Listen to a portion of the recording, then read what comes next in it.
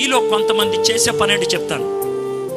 మీలో తల్లి కానీ తండ్రి కానీ గల్ఫ్ వెళ్ళిపోతారు, ఇజ్రాయెల్ వెళ్ళిపోతారు.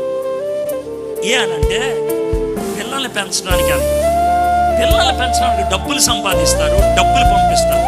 ఒక్కసారి కోపం తెచ్చుకోవద్దే.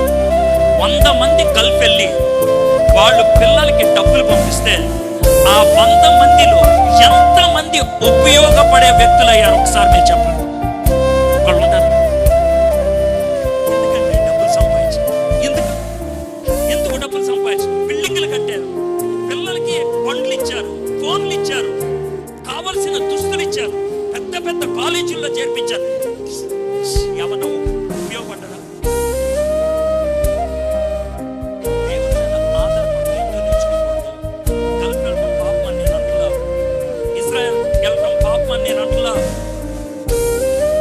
కానీ భార్యాభర్తలు వేరైపోయి పిల్లల్ని దూరం చేసుకొని వాళ్ళని పెంచాల్సిన రీతిలో పెంచలేక, వాళ్ళకి కాపుదల ఇవ్వాల్సిన సమయంలో కాపుదల ఇవ్వక, పిల్లలు ఇష్టం వచ్చినట్లు రోడ్లు పాలైపోతే ఏడ్చుకుంటూ ఉండడం తప్పించేముంది?